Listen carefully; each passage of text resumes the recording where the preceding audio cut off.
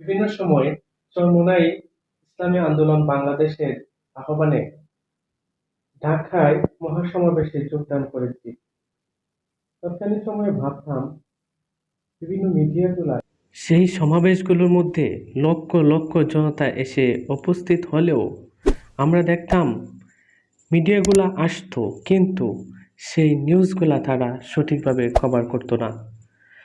তারা সবসময় নিউজগুলো নিয়ে যেত, বোঝাতো যে তারা নিউজ করবে, কিন্তু সেই নিউজগুলা টিভি চ্যানেলগুলোর মধ্যে ধরতো না। অথচ এত লক্ষ লক্ষ জনতা নিয়ে ইসলামী আন্দোলন বাংলাদেশ সমাবেশ করলেও, মহাসমাবেশ করলেও সেই নিউজগুলা ন্যূনতম 1 মিনিট 1.5 মিনিট দেখাতেও তারা সংকোচ বোধ করছে। দেশের বাতিলপন্থী সমস্ত দলগুলোর 2, 4, 5 জন মিলে যদিও একটা মিটিং মিছিল করে সেগুলো দেখানোর জন্য মিডিয়াগুলো উপচে পড়ে থাকে।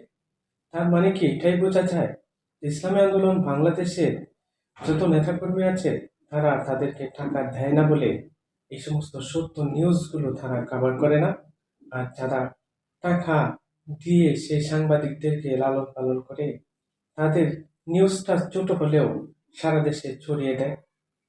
উত্তরটা আপনাদের জানা থাকলে বলে দেবেন।